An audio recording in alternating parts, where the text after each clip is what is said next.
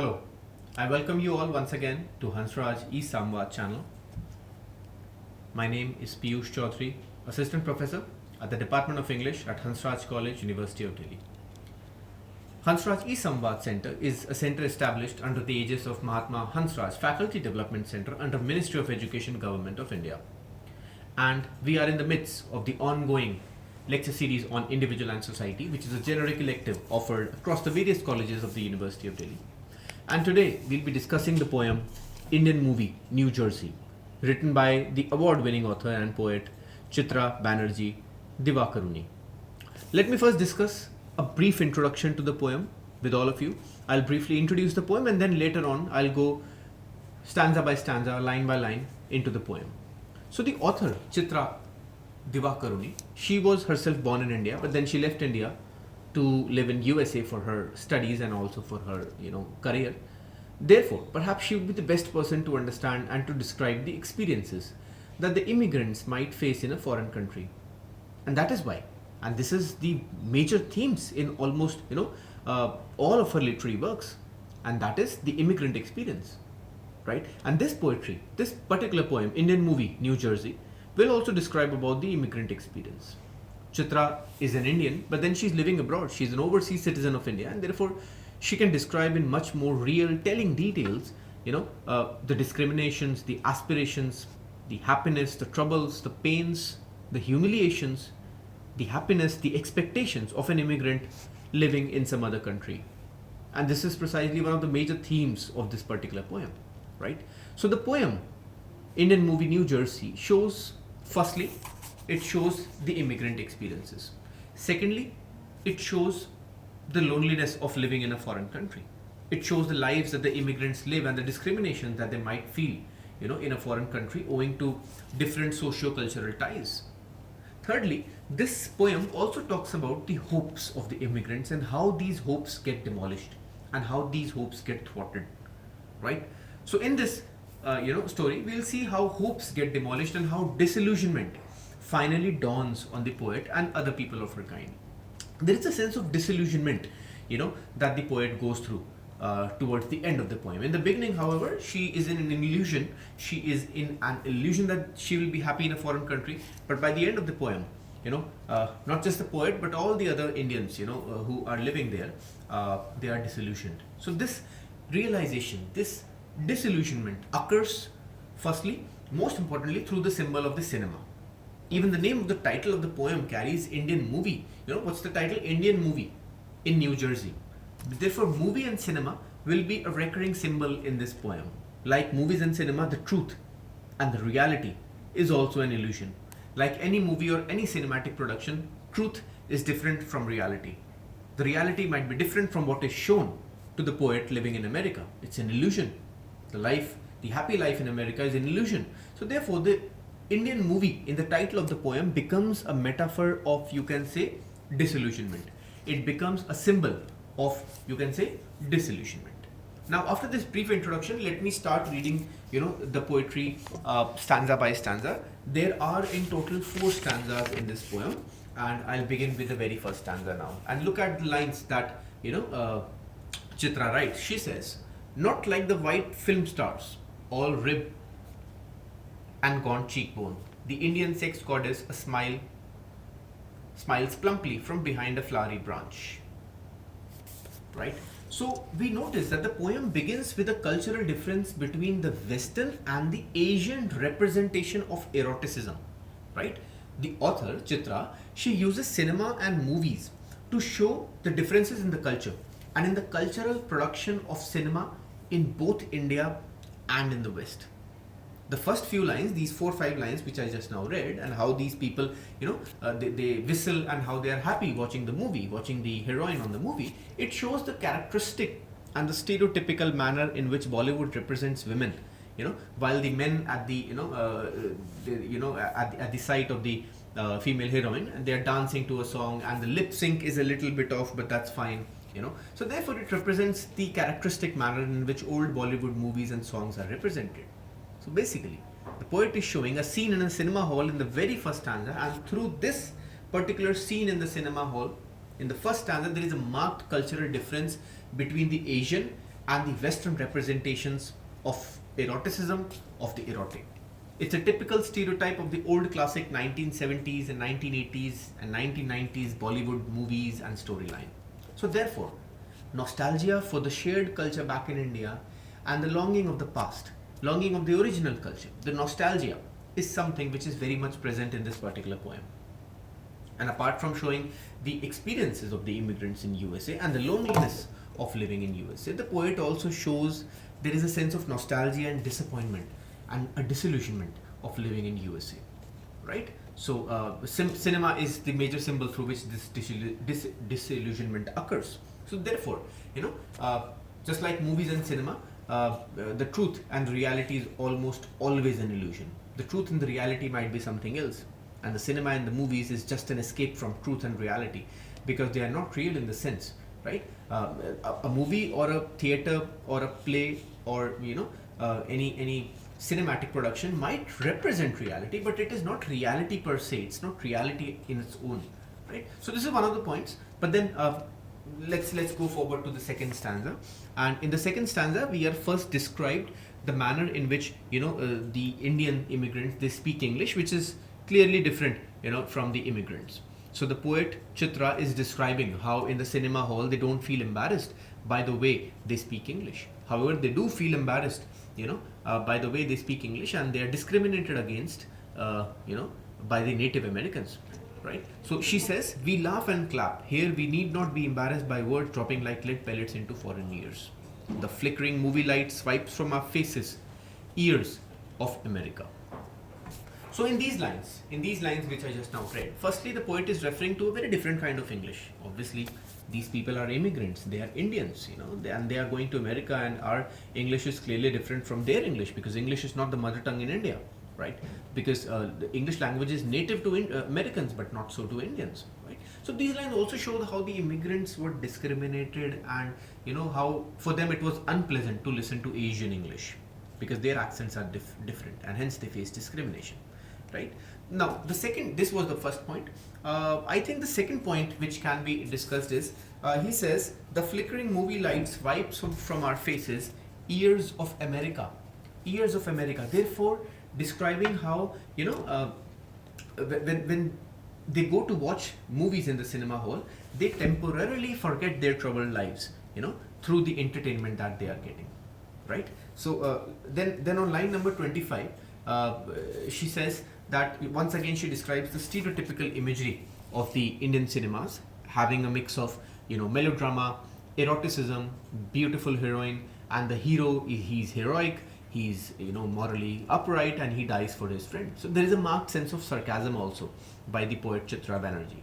So she says that these old stereotypical Bollywood movies give them a space to be themselves, to somehow forget their painful and their troubled lives in America, right? So once again, line number 30 to 35. Then she goes forward in the same stanza. In the third stanza, she says, she describes the scathing attack on Indians on line 30 to 35, which goes something like this. She says, after we mill around, unwilling to leave, exchange greetings and good news, a new gold chain, a trip to India. We do not speak of motel raids, cancelled permits, stones thrown through glass windows, daughters and sons raped by dot dusters. So therefore, in these lines, the poet describes the various kinds of attacks that they face in USA. The violence which is inflicted on the people, the sexual assaults that are happening, which are racist in nature, especially against the Indian community. So there are the various discriminations that they face. They face cancelled permits, cancelled rules, cancelled documents, various forms of other violence that they are facing, by the gangs called dot busters, because the dot represents the bindi that the Indians wear, on the middle of their forehead. So dot busters. So it represents a sexual assault, on these people, on the immigrants. So poet says that after the movie ends, they meet around, but they do not speak. They don't want to talk about the problems that they are facing. So there is a silent, what you can say, affirmation. Everyone knows that they are going through some problem, but they don't speak up openly, right? They all watch the Bollywood movie together. They all meet. They hug each other, they have a good time with each other, the fellow Indians in the cinema hall, because they feel culturally connected to fellow Asians, but they don't talk or share about their problems because they are ashamed of it and they know that nothing is going to change. So the various discrimination that they all go through, because they are afraid of being attacked again, that is also one of the reasons why they might not speak about them, about these issues in such a jolly moment in a cinema hall, right? They don't want to share the bad news, rather they just want to enjoy happily in each other's company, right? And revel in some sort of fake entertainment. So then let's now, these are also the points. The last stanza goes, where the scene shifts to some dim foyer area. So it is a reference to their room, and when they get back home, and she says, and we can read from here: in this dim foyer area, we can pull around us the faint, comforting smell of incense and pakoras, can arrange our children's marriages with hometown boys and girls. So you see how the marriage is being referred to only with the hometown boys and girls, because the Americans will not marry their boys and girls. These are the families that are living in America, and they want their sons and daughters to be married to their own hometown children, right? And then talking about the incense, the agarbatti, and then talking about the pakoras, which is again representative of an Indian culture. So there is a sense of belonging with the Indian culture, and the poet, the other Indians feel a lack of belonging in the Western culture, which is obviously exacerbated by the various racist attacks on them. Now, look at the next few lines, again very important, which describes the various kinds of discrimination that they go through and the sense of loneliness, And she says, we can retire in India, a yellow 2-storied house with wrought iron gates, our own ambassador car, or at least move to a rich white suburb, Summerfield or Fort Lee, with neighbors that will talk to us. So this is their dream. In these words, she says the neighbors that will talk to us. So therefore there is a feeling of loneliness, lack of belonging, lack of connectivity, because the natives do not like them. They don't like the immigrants, right? It was present in the previous stanza. It's present in this last stanza as well, right? So they face discrimination of all sorts, and hence towards the end of the poem, they are completely disillusioned. And they dream that they go back to India, that they can retire to India with an ambassador car, or at least they can move to some area in America where the neighbors will at least talk to them. So this clearly hints at the level of loneliness that these, expatriates, these immigrants are feeling in a foreign country, in a different country. So these are the dreams of the Indians living abroad, and they want to retire back to their own country, right? They want to earn, in the country that is USA, but they want to return back to their own country because they feel that sense of belonging back in India after their retirement. So it also shows the aspirations of the Indians who are living abroad. Towards the end of their lives, towards the end of their careers, they would want to come back to India and be, around an ambassador car. Ambassador car is a cultural symbol of India, and particularly during the times in which Chitra wrote this particular poem, some 20-30 years ago. So they wanted to come back to their country for the sense of belonging that they come, which is missing, which is completely missing in America. With this, let me read the last 4 lines, which are very, geniusly constructed.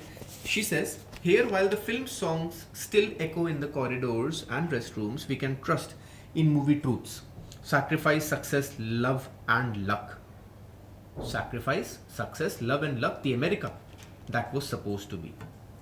So you notice a brilliant wordplay in these particular lines. In the last 4 lines, which I just now read, firstly, the author says that these 4 things on line number 50, sacrifice, success, love, and luck, these 4 things are very important, because for the author, they believed that America will be a place for them where they can sacrifice, where they'll be successful, a place they will fall in love with, a place, which will be lucky for them. But all these 4 elements are far away from the reality of America. And we see how, very subtly and in a very genius, in a very unique manner, Chitra Divakaruni described these 4 elements, such as sacrifice, success, love, and luck. She says that these 4 elements are movie truths. She says, in movie truths, sacrifice, success, love, and luck. So these are movie truths only. It's an oxymoron, right? Firstly, a movie is never true. Secondly, there is some sense of truth in the movie. So there is a brilliant wordplay used by the poet Chitra, and she says that USA was supposed to be a successful place. It was supposed to be a lucky place. It was supposed to be a happy place, a place they'll fall in love with. But this hope is thwarted at the same time. She also says that it's very similar to the movie truth, because the movie is also not true, just like cinema. They also believe it to be true despite knowing, that it is not true. So the last line, where she says that America that was supposed to be, we can trust in America, the America that was supposed to be, represents a thrashed hope, represents a broken hope, because their experiences were not what they're supposed to be, as they earlier thought it, right? So she believed that USA will be lucky, but it is not lucky. Still, the poet says that she will trust the movie truth, that USA will be lucky for the immigrants. So there is a marked sense of dejection and also an acceptance of the truth. So you see how the meanings are mingling in such a way, right? So this is the strength of this particular poem. It's such a beautifully constructed poem. So the last lines of the poem, and the poem obviously does not end on a very positive note, because deep down the poet is fully aware of the fact that USA will never become their home. Deep down they know that USA of their dreams is just like a movie truth. That is why she says in the second last line, in movie truth, sacrifice, success, love and luck. And this was the America that was supposed to be. So the poet is fully aware, she's fully aware that USA of their dreams is just a movie truth, it's not a real truth. It can only be true in movies, but it can never be true in reality. So therefore here the poem ends. It ends on a not so positive note, but rather with the sense of dejection and a sad acceptance of the state of affairs. The poem, in the very beginning, if you remember, the very first stanza, it begins with fantasizing Bollywood and fantasizing the Indian ethos of morality and the stereotypical Indian movies in which the hero sacrifices, and he loves the heroine deeply, but he has to sacrifice his life, his love, his friend, his society, everyone. But towards the end, all these faint Indian ethos and stereotypical imageries of the cinema, of the Bollywood, come to an end, because toward the end of the poem we are presented with a situation where discrimination abounds. So the poem begins with fantasizing Bollywood, Indian cinemas and Indian ethos, but it ends with a series of discriminatory attacks, sexual assaults, hatred, violence, and inflicted by the racist groups in USA who are against the idea of Indians and the Asians coming to their country, right? So therefore Bollywood, cinema, movie becomes a cultural metaphor of the identity of Indians. The cinema represents the East and the cultures of the East, which is absolutely polar opposite to the West. So here the poem ends and my lecture will also end. I hope you enjoyed the poem as much as I did delivering the lecture. Thank you so much for your attention and for listening to this lecture. I hope it adds some value, and I hope students will be able to tackle the questions in their exams, and I hope they found some answers to their questions in this particular lecture.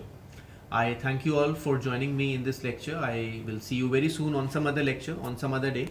So till then, keep reading and keep watching Hansraj e-Samvaad, and keep sharing this video with students from other colleges so that they can also prepare for your exam.